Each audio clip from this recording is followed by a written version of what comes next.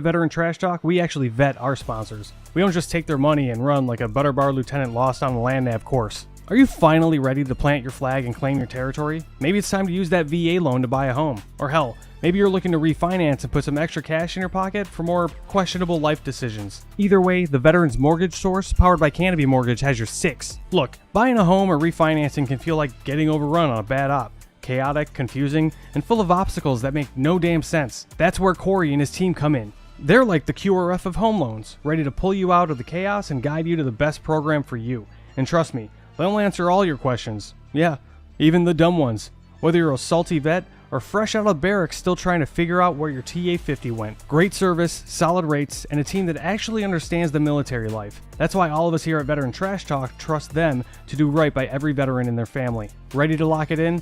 Give Corey a call or shoot him a text at 808-699-7874. That's 808-699-7874. Don't wait. Unless you like overpaying and getting treated like an FNG. The Veterans Mortgage Source is powered by Canopy Mortgage, LLC. All loans are subject to credit and property approval.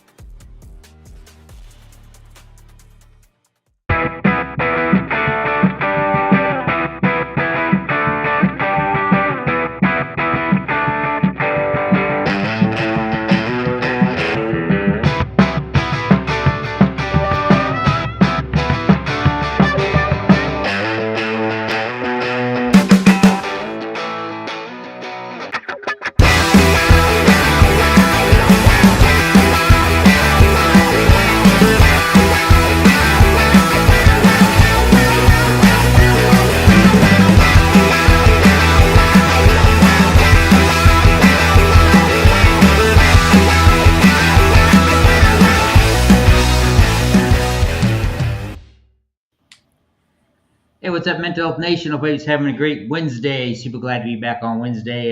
Just want to thank everybody for their patience. We had to do the show a couple of times on Friday, but as you know, life gets in the way sometimes, and we all can be flexible with that. As you can see, I got my guest Rob on here, and then Lynn is back from vacation, and so we'll catch up with her here in a second. But, as you know, we got the QR codes up there. I want to talk about that. And then after I get through all the introductions of all of our sponsors, because we're super thankful for them because they allow us to continue with what we're doing, is I got a little story about what happened to me today that caused me quite a bit of stress and anxiety and the importance of doing something. And I'll get to that here in a second. But with that, you see that QR code up there for WAA, that's Freeze Across America. It's super important. It's what they do during the holiday season to memorialize the veterans there in the cemeteries. Super proud to be part of them. So for, little as $10, you can donate money. They actually have a fundraiser going on now. So you can go to my social media and find that link to that. But hey, you can just scan that QR code for those $10. You can donate a wreath to ensure that the wreath's placed there during the holiday season. Now, even though I'm in Italy, that my town is still Virginia, so it's still Arlington Cemetery. But you can have it any cemetery all across the United States, and you can also personalize one if you choose to do so. I talked about it before with 10th Mountain Whiskey and Spirit. It's a great bourbon company. They won a lot of awards this year. They have a great bourbon, and I was a Scotch drinker, and they kind of made me switch. And so log on there. They got some great prices. We'll throw up their website and their QR code where you save a little bit of money. You can order from. They deliver to most states. Unfortunately and sadly, they don't deliver to Italy. But maybe in July, I'll go back to America, and then I'll bring an extra suitcase with me because I have a lot of my Italian friends out here addicted to that bourbon now. But as you heard in the video in the beginning, you have Veterans Mortgage powered by Canopy Mortgage. You can scan that QR code. Interest rates probably will be coming down. It'll be a good great time to refinance your house, build on that extra deck. And hello, Brian. Thanks for tuning in. Or just whatever, maybe interest rates a little bit high. Maybe you bought your new home when interest rates are high. It's a good way to look. Or maybe you get your VA rating. If you get your VA rating, it's over 100%. You can get rid of the VA funding fee. But anyway, give them a call, scan that QR code. They'll be more than happy to help you. And hey, maybe you are getting ready to retire, or maybe you're looking for a vacation home or somewhere else to go. You can scan that QR code for PCS to Paradise. They can help you find your dream home out there in Hawaii and just enjoy the big sand and beaches. And, I'm sure Lynn's got lots of stories from her trip to the Philippines to tell us about. And I got new glasses, as you can see, that I have to wear because apparently I found out that I have some ultraviolet damage that occurred when I was in Iraq to my left eye. And I hadn't been wearing my glasses. That's one of the things that's been stressing my eye, and I've been having issues with it in my left eye. So now you guys will have to see me in these glasses. And much like Rob glasses, I guess our glasses match, Rob. And we must have the same lens crafters. The military style lens crafters, right? Hey, that's okay. But before we jump into Lynn and Ron, Lindsay gives an update. I want to talk about something here real quick. So, of course, you guys know that financial issues can become a big issue and cause a big problem with you financially. Well, with the way the web is nowadays and how easy it is to steal your identification, uh, just a no claimer, Identity Guard does not pay for my podcast. They don't have anything to do with me other than I've been a customer of theirs for 10 years.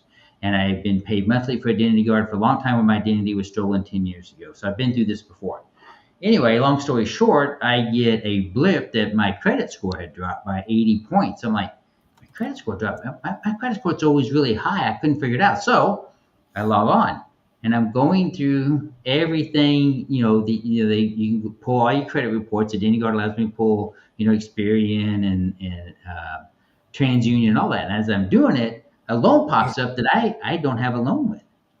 And I'm like, and it's 3 months behind. I'm like, what the heck? And so after many, many hours of anxiety, thinking my identity would be stolen, somebody took out a $60,000 plus loan and not figuring out what was going on. Long story short, and here's the importance of having somebody monitor your credit for you or constantly checking it, is Goodleap, who originally had my loan for my solar, sold it to SST SunTrust back in January, and nobody contacted me, nobody emailed me. I had no idea that even went on. The automatic payments kept going out of my Navy Federal account to Goodleap. However, that was no longer happening. They were going to SunTrust, and nobody told me. So SunTrust had me 90 days delinquent on my payment, which you guys know is huge on your credit score. So I got a hold of SunTrust this morning, had a long talk with them. They apologized. They said Goodleap's been very horrible about this. And I'm not the only customer this has occurred to. Now, along with talking with SunTrust and rectifying that, $3,000 mistake to get the account back up to, current, is I needed to go on Experian and TransUnion and file a dispute. And I did that and was very detailed with my description because I need to have that change at 90 days because it wasn't my fault. I wasn't notified by law. And so therefore they can't deem me for something that I didn't know that occurred. And so I say all that is that it's very important to ensure that you're monitoring your credit, that you're watching it, because something like this could have happened. And had I not had Identity Guard, I wouldn't have known anything about it. And then next thing you know, I'm getting a foreclosure notice on one of my properties or the property that it's on something I knew nothing about. And so it's just very easy to get something like that slip through the cracks. It's PTSD Awareness Month, and anything can, like all the bad things seem to happen at once, right? And so I've been having issues with my left eye, with allergies, with pain, and with all kinds of crap going on, weird stuff going on with my eye. And then now this popped in. But thankfully, I stuck to it. Took about 7 hours, but I got it all figured out, got it all taken care of.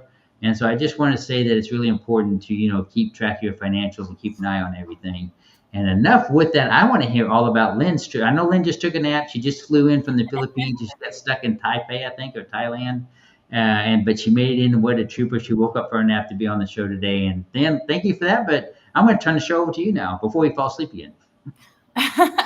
Well, thanks for that, Cliff. I'm really excited to be back. I know you were talking about the glasses thing. I'm 41 now, so I definitely made an appointment with the VA to get some glasses, but they only provide like one pair of glasses a year. And turns out I need two different kinds. I need like the reading kind and then nighttime glasses. Huh. So last night, or sometime this morning, I was like in a cab in Queens, and I was trying to look at my cab driver's iPhone, like to see where the maps where they were going, and I couldn't see it. And normally I could see it. I had to like squint my eyes. I was like, "What is happening?" But I guess age does catch up with us. I might look young from the sun, but Yeah. not.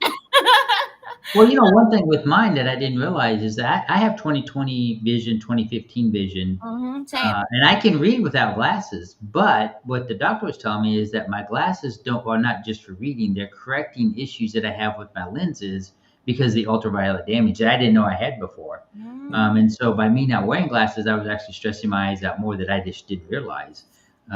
It's something that's hard to stomach when you get older, right? That you need glasses to read because nobody wants that. Right. Well, that's okay. I mean, it's part of life. So, anyway, my Philippines vacation was great. I went island hopping. I went to Boracay, and the water there is crystal clear and white sand. So much like kind of the Gulf Coast of Florida.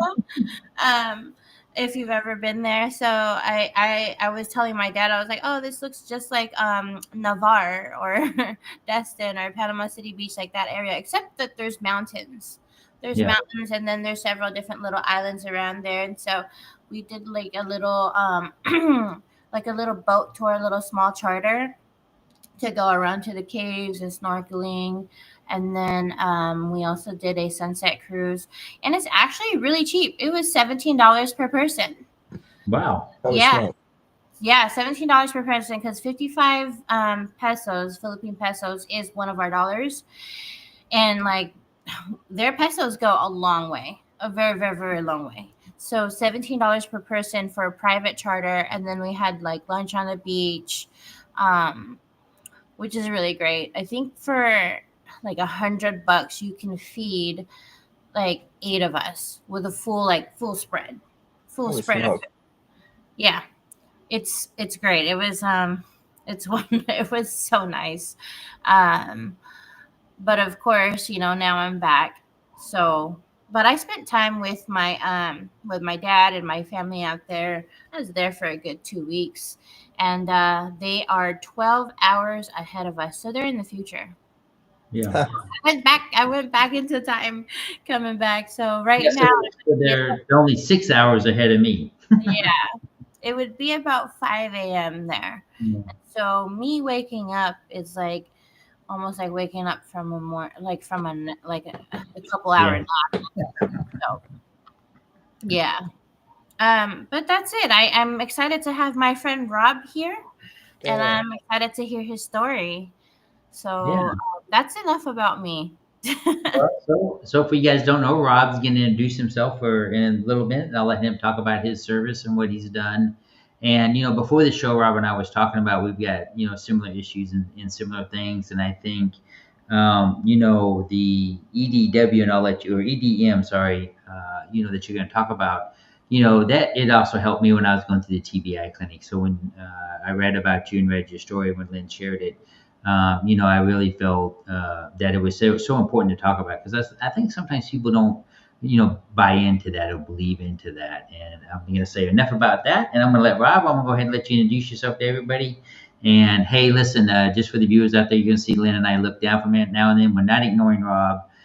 We're just answering people on our social media. So just please, just throw that note out there. So Rob, why don't you go and tell the audience all about you? Yeah, well, thanks. First of all, thanks for having me on the show. You guys are doing some incredible work in the mental health space, and a lot of people say the most important thing is time, and I actually think it's mental health, because if you don't have a peace of mind, then time feels like a prison. And also, thanks for the listeners who are tuning in. Hopefully, by sharing my story, something resonates with you that is impactful, that you can use in a positive way. When we first started, you were talking about age, and I remember I'm about to be 48, and I kept talking about my age and getting older, and somebody older than me said, "You know what? You're as young as you're ever going to be today." And that really was like profound to me. Like, you know what? Stop worrying and just enjoy what you have right now.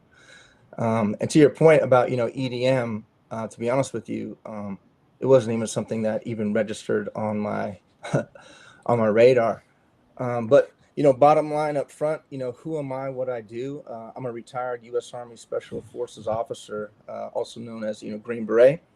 I transitioned out of the service, and like a lot of veterans, I carried this immense load of mental and behavioral health issues that were not being helped by traditional therapies.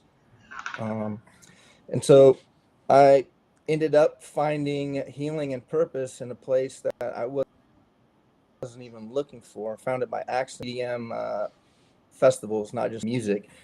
And today I literally travel around the country with my wife and my friends, and I attend EDM festivals. I promote music therapy as a non-traditional way of healing.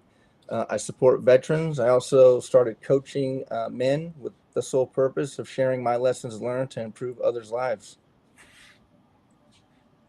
That's wonderful. I know that we've met through going through to some events, and then we recently did the Groove Cruise. Well, that wasn't Yeah. recent. That was in January. We did the Groove Cruise, and y'all were there too. Yeah, so something very interesting about the Groove Cruise, big shout out to Jason, who's the founder. I went to Groove Cruise by just, again, someone asking me to go. And that's where the inception and idea for EDM for V took place. It was actually on Groove Cruise 2024. So they're a huge part of my journey. That's amazing. And EDM stands for electric dance music, correct? Electronic dance music, that's correct. Yeah. And I mean, I can jump right in and share with you kind of Yeah, go right ahead. And we could talk about background later, but I grew up in California, and originally I came from a family that there was love, but there was a lot of dysfunction. Actually, my mom was a drug addict, and she was also a prostitute, ended up actually dying of a drug overdose in 2017. And then just bounced around from family members, spent some time in foster homes, and then finally fell on some stability with my father in high school, which actually was a pivotal point in my life. And then from there, like many veterans looking for an escape, I enlisted in the Army. I spent 4 years as a tank mechanic, and then I got out. Actually, took a 4-year stint in law enforcement in California. That didn't work out, and then I ended up wanting to go back in the service because I just finished my degree. I said maybe I'll try the officer route, and I want to do something in the special operations realm. So I originally tried out for the combat controller and the SEALs program, not the actual program, but just their initial tests during your recruiting. But they wanted me to wait over a year, and I didn't have time to wait. So I went to the Army, and this was like in May, and in June I was at OCS at Fort Benning. Nice. Spent time as an officer in the 82nd Airborne, and then went to 3rd Special Forces Group, where I finally retired in 2024. And like many veterans, I got out with some immense baggage and some mental and behavioral health issues from PTSD, TBI, anxiety, depression, insomnia, and a whole slew of other issues. And during that time, traditional therapies were not working for me. And one of the things I kept hearing was this word stigma, and I wasn't buying it. Now, when I was active duty, I can see how stigma could be an issue. So for example, I'm on a team, I go and say I have an issue, and potentially it can interfere with my, me being operational on a team. So I'm not going to go because I want that. But as a veteran, I was like, I really don't care. I don't give a crap about the stigma. I'm trying to find stability. And so for me, it wasn't about stigma. It was about trust. I operated with a currency of trust and loyalty, and I was going into a system that I didn't fully trust for many reasons. The first one was I would going into this clinical setting that already made me feel uncomfortable. I'm like in a hospital setting. And then it was exacerbated while I'm sitting and talking to a therapist who was an academic trying to tell me as a practitioner what it's like to be a practitioner. And then on top of that, they controlled the narrative. They would sit back and type something to the effect, Rob is refusing medication. He's not doing his cognitive behavioral therapy, pushing the responsibility back onto me and completely alleviating themselves of the burden. And then that was continued, actually exacerbated by, I felt like a guinea pig who was constantly given these medications with 2nd and 3rd order effects. I was zombied out. I gained weight. I just wasn't myself. And I thankfully was able to crawl out of that confusion just to get on the other side, to be more of a well-intended institution than I was before. Because one of the things I kept asking myself is, why are all of these veterans still killing themselves at alarming rates, thousands suffering in silence, yet we have all of this funding, all of this resources, and all well-intended people and institutions? And again, the thing that I could surmise based upon my experience is a lack of trust. Yeah, absolutely. The statistics say that obviously we have lost way more veterans, over 150,000 veterans to suicide, versus how much we lost actually out during GWAT. So Mm-hmm. Yeah. that exploring these different modalities, because whatever the VA is doing is not working. And so I've had friends that are like out there doing activist stuff, asking the VA, where are you spending these millions of dollars that were supposed to prevent veteran suicide? Like, Yeah. we just had some guy who walked into the VA a few months ago in an act of uh, uh, protest, go walk into the VA and shoot himself. That's wild. Uh, and they just had like a press conference, and they're talking about it. All these medicines, they're not working. So Yeah. obviously, as vets, we're coming to that realization that we need different modalities for healing, whether it is the cold therapies that we talked about, whether it's yoga, whether it's EDM. And people don't understand that music is therapy. Yeah. And I have also been researching that different frequencies can help heal as well. And so EDM brings those frequencies, and a lot of people, it touches them. Like, when I listen to certain sets, like, I get so emotional, because it's like Mm-hmm. it's like you feel it within. And then you Mhm. see other people, they're just feeling it, like they're feeling like the vibes and the frequencies. Some people cry during sets, and you don't even have to. Some people are like, oh, I have to be on drugs to listen to EDM. No. Not me. I will listen to that in the morning. I'll listen to it at work. Like, I'm one of those, like, oh, I have my headphones on. What are you listening to? It's not elevator music. I'll tell you that. Well, Yeah. I mean, So that's I'm so sorry. Go ahead. important. I mean, you guys, I'll jump in real quick because, as you guys know, I don't take medications. I went off medications a long time Same. ago. I don't take medications for anything, and I try to. Now I have to now because of what's going on with my eye, I have to put a special eye drops in. But I try to avoid medications as all possible, and I'm talking more about medications for mental health and other things, because a lot of times those medications cause suicidal behavior when Hmm. they start mixing them. And a lot of the doctors, Exactly. Rob, when you brought it up, they prescribe stuff, but they don't really prescribe knowing exactly what it's going to affect with other Exactly. medications. And Hmm. for a lot of veterans, they're taking 8, 9, 10 pills because you have this issue to take care of this issue, to take this issue. I was on the early form of Ambien when I was going through my thing, and I'm just wondering if that's not didn't lead me up to my suicide attempt, which luckily I survived. Had my brother that found me, as you guys know, I wouldn't be sitting here. But it's crazy, and once you realize that there's other ways to be treated without that medication and coming out of that fog, it's tough. And Robbie talked about that in your intro about coming out of that fog and not feeling like yourself while you're there and kind of just being numb to the world. Yeah, I actually weaned myself off of 10 medications just by Hmm. fixing my diet, my nutrition intake, as well as, my physical Absolutely. activity.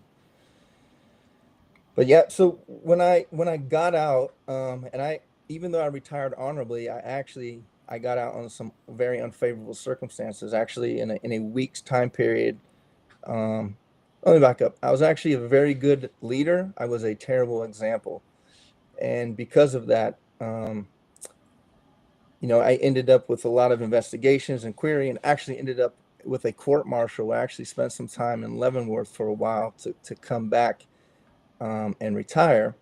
However, in a week's time frame, I lost my command, my promotional status, and ultimately my career, my house, my family, my savings, my vehicle, and all my personal belongings in a week's time period. So Rough. I was forced into a position of being stripped of everything. Um, and so what I used to look at it as I look at it much differently now. Something I never want to experience, but I'm absolutely grateful for that experience. What I believe is that either God or the universe, if you don't make the decision, God will make that decision for you, and often it is very loud and it's very bold. Yeah. But I was able to hear that message, and so one of the things, even though I started understanding and started exploring different contexts, and concepts, I still felt like I was navigating alone. I felt very hopeless, very helpless, very insulated, and very isolated. Fortunately for me, I have a very loving, very understanding, very nurturing, forgiving wife, but she's also extremely tough. We always laugh. She keeps me from becoming too soft, and I keep her from getting too hard. And she was absolutely instrumental in pushing me and keeping me accountable.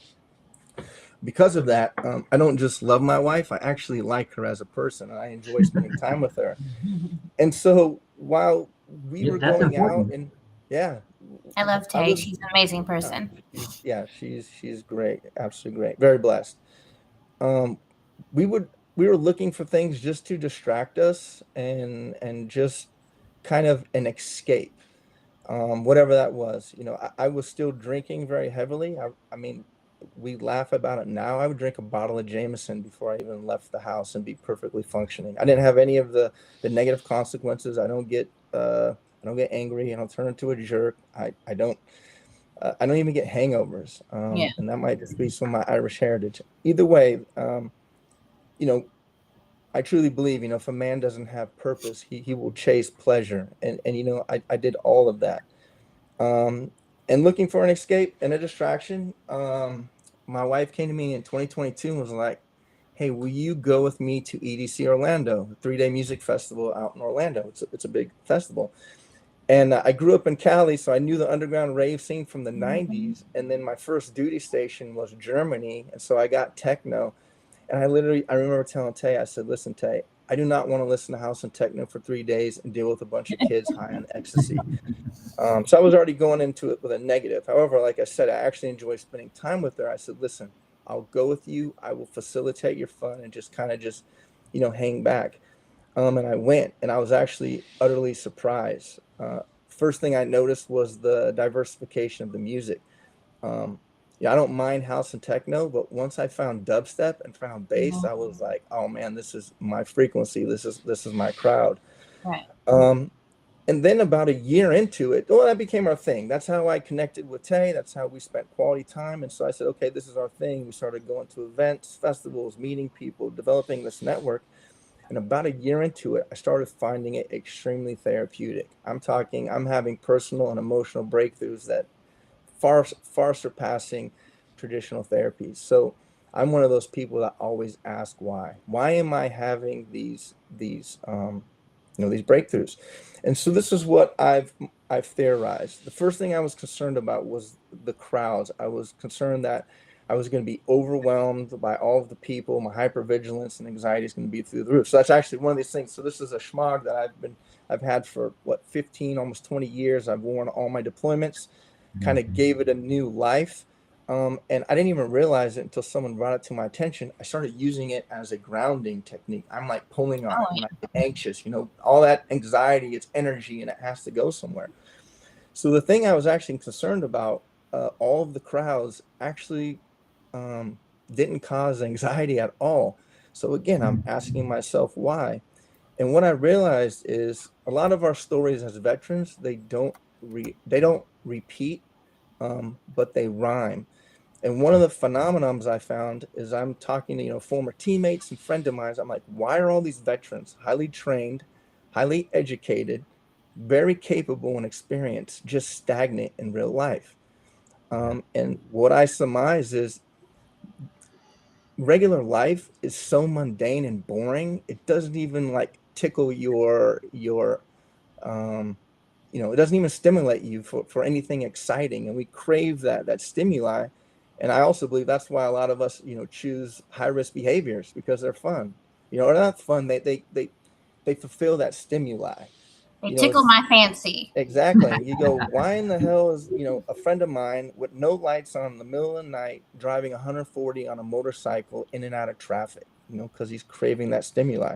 And Mhm. craving that stimuli, it's neutral. It's not negative. It's what you decide to do with it. One of the things that I've experienced is, again, it's about trust. So if I'm having issues, I talk to one of my friends who I trust or someone who I look up to, and I go, "Hey, you know what? I'm dealing with darkness. and usually they're more jacked up or just as jacked up as me. And they're like, you know what, Rob, check it out. You're dealing with darkness. Let's go fill it with more darkness. And the next thing you know, you're doing some crazy stuff. Mhm. So the crowds at the EDM festivals, they are so dynamic. They are so busy. There's lights, there's lasers, there's the sound, the reverberation, all of that controlled chaos. It it tickles that stimuli that I crave. It feeds that stimuli for me. The second thing is what they call the pluriculture. It's the peace, love, unity, respect. It's a philosophy that's in the EDM culture. I remember when the first time I experienced it. I'm sitting in the back, and this little raver girl comes up to me. She's all dressed, she's cute, and she goes, "You look like a rave daddy. Do you have any candy?" And I have no idea what she's talking about. I'm like, "What the hell's a rave daddy?" And is she asking me for drugs or something? And comes to find out, she's talking. I They was make these thinking the little, same thing. yeah, No, it's they, bracelets. yeah, they make these little bracelets with different sayings on them, and they Yeah. trade them. And Mhm. so she explains what it is. We do this little ritual, this peace, love, unity, respect. She puts this bracelet on me, and she kind of runs off. And I remember going back to like my little group of people, and I go, "What in the hell is this plur?" I'm like, "This is the biggest hippie BS that I've ever heard." It's like me doing And yoga. GPS. yeah, and the crazy thing is, as I tried to push that away, every time I went to an EDM event or a festival, I was being embraced by these people who just embodied that. And later on, I realized that because of that, it allowed me to view the environment as low threat. My hypervigilance and anxiety was lower to a point where I can actually receive the music for the way that it was intended. And then the third one is just the music and the movement. So I was having these breakthroughs, and I started looking at which genres, what subgenres, what DJs was having the most breakthroughs. And what I found out was it was the DJs and the music that mimicked the rhythm, the natural rhythm of the human body. Highs, that had the lows, the music, and everything in between. Because there's some music that's real dancey and happy, and there's some that's just constantly just like really hard. So, DJs like Incision, Millennium, Slander, Seven Lions, and actually Trifecta is a part of the Seven Lions labels. Actually, the set I was listening to when the idea for EDM for V, um, uh, I came up with the idea. And then that with just the movement, I used to not dance at all and just kind of sit there. But after a while, I just kind of gave into it, and just that cathartic movement just allowed me to release, where I was literally processing multiple emotions in a very short period of time, from anger Mhm. to sadness to frustration to elation. Like, um, it was wild. And when I first started, I actually was really kind of embarrassed. I really didn't want to tell anybody that I was running around like, like one of the posts I made. It's like I'm this mid 40s ex special forces officer running around raves looking for therapy and purpose. And actually, someone straight out told me one time, said, "Rob, what you're doing is crazy." And I actually I was taken back. I got a little defensive, and I actually kind of believed them for a little bit. And then I sat and thought about it, and I remembered somebody I know from one of the SF groups, a former operator who's a vet who has a great job, uh, no self-induced friction that you can see on the outside, respected, great father, good husband, walks out of his office, goes in his car, sits in the parking lot, shoots himself in the head. Like that to me is crazy. So I said, you know what? If me dancing under lasers, me listening to music to heal myself, and creating a community that keeps veterans alive is crazy, I said, I'll gladly wear that label as a badge of honor. And so I tell everyone, like, hey, if you're feeling crazy and you want to jump on the crazy train with me to the next Mhm. festival, well, let's go. We'll get off, and we'll find healing, and we'll find hope and find purpose Well, together. absolutely. For me, like people are like, "Oh, you're in your 40s and you're still going to raves." Heck yes. Number one, I can afford it now. Yeah, exactly. So like you know what I'm saying? So a lot of people, especially on the groove cruise, people who are going on the groove cruise, they're like in their 30s and 40s and 50s. This year was my first groove cruise, and I connected with a bunch of veterans. So all I did was join the groove cruise group, and then they had the different chats. And so they had the Yeah. veteran chat, and then from there I connected with Jamie and all the other people, and I ended up staying at an Airbnb with a bunch of people I've never met before, but I already trusted because they were all veterans. Yeah. So That's awesome. whenever somebody says, "Oh yeah, you're too old," you're never too old. Like I Never am too going old. to rave to the grave.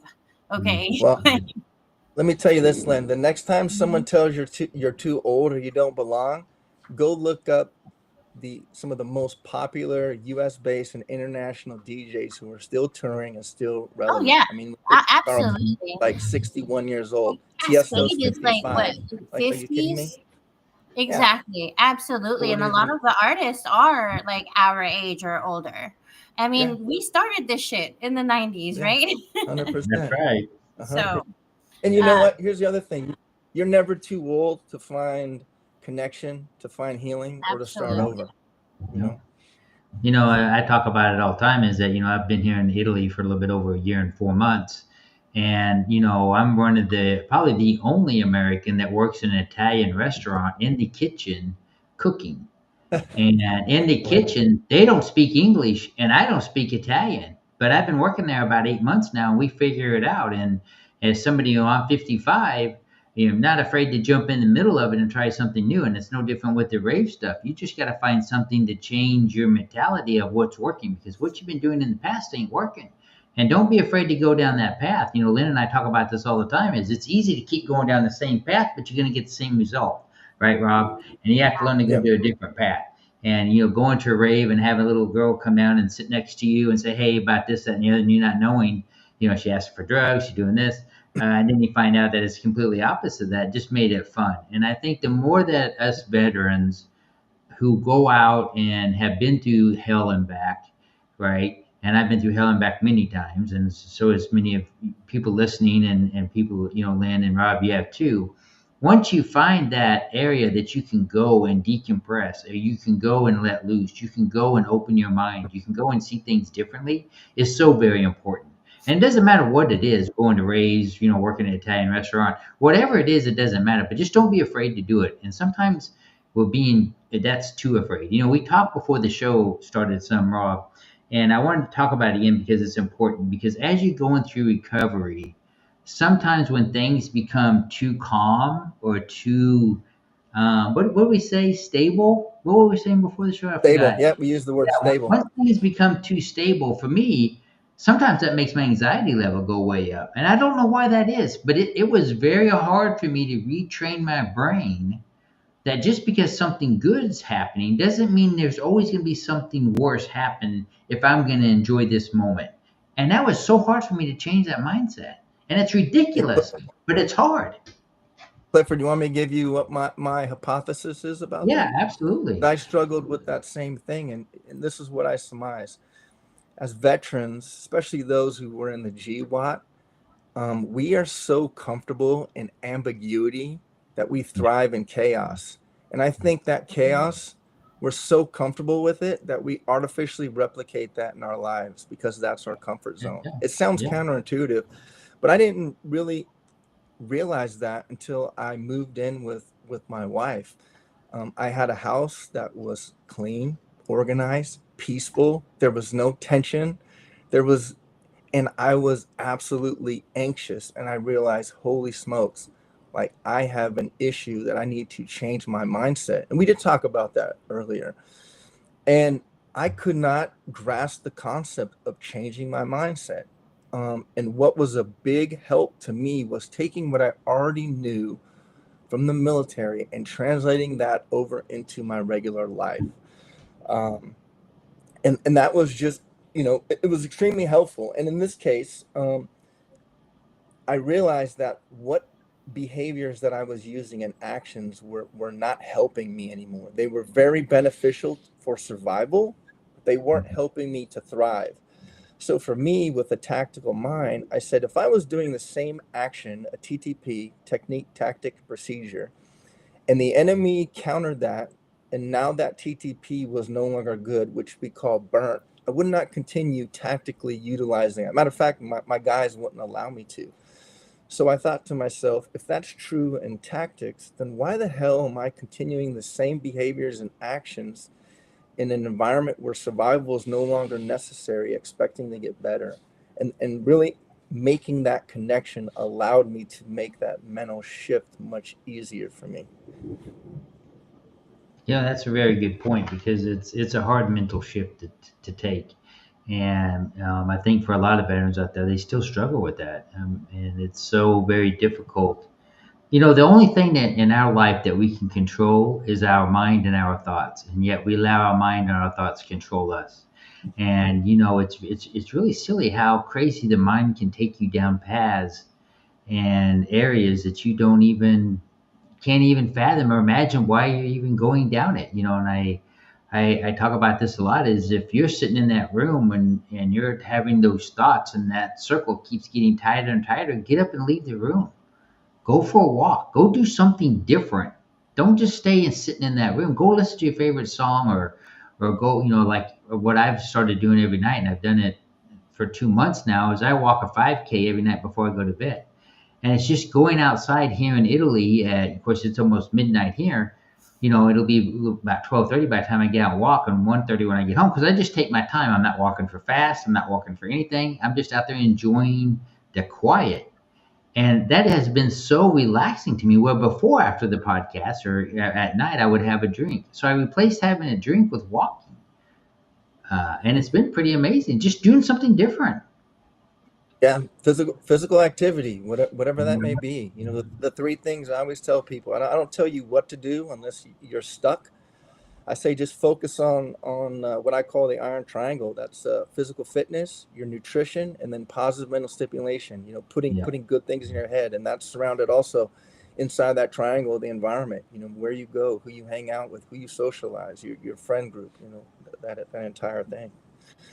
All of But that also, is also grounding. Just Yes. having that grounding, it helps you like get back to yourself and helps you like release that anxiety and that stress.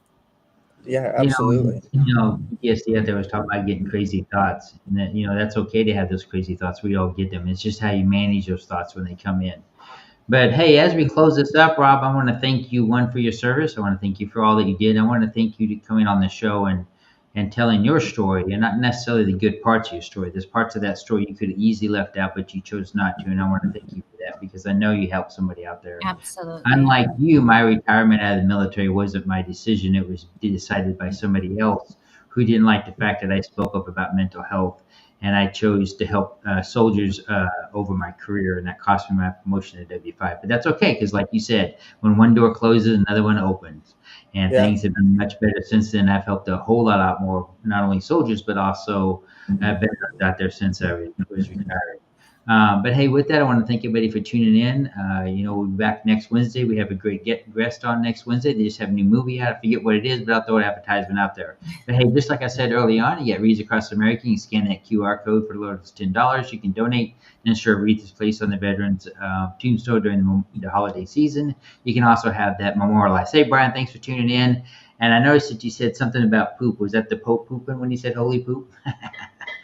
Anyway, hey, with that, you get the 10th Mountain Whiskey and Spirits. We posted their website and also a QR code. You can save 10%. And the video you saw early on with the Veterans Mortgage, powered by Canopy Mortgage. Scan that QR code to look at maybe refinancing your house. And then along with that, you have PCS to Paradise. You can scan that QR code to maybe find your house. My favorite winter time, you got my book, The Mental Health Warrior, is still on sale on my website. So you can go to my website. I'm going to reduce the price. So wait 24 hours. I'm going to drop the price down to $19.99 for the rest of the summer.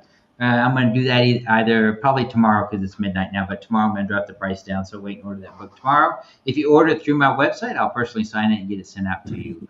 But with that, Lynn, why don't you tell us about Veterans Trash Talk and what's going on with the Reverend Warrior, and then we'll give Rob the last message. You get last message. A couple plugs. I know Rob didn't get a chance to talk about it. EDM for vets. EDM for Vets. Once he gets the website up and running, we're going to get him back on the show, talk about it more. Absolutely. But for those that are in the Orlando area, EDC Orlando is coming up in November, and Rob and EDM for Vets, they are looking for 10 vets, you said, to host and bring to EDC. So if you're in Orlando area, I don't know if you know Rob online, but if you have my contact, you can go ahead and hit me up on my Pacific pages, and then I'll direct you to Rob, or I'll get you in touch with Rob if you're interested in that.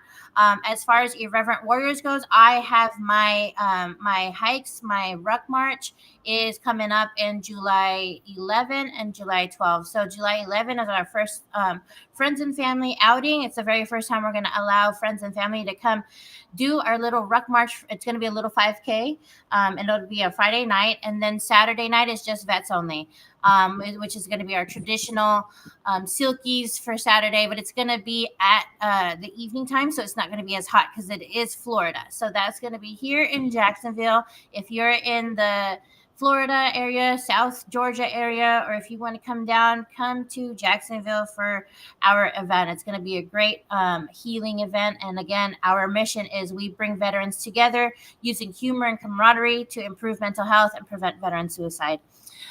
So that's that. If you haven't checked out our website, www.VeteranTrashTalk.com, look it up. We have all our merch and all of our podcasts are on there. And Rob, go ahead and give us your last words.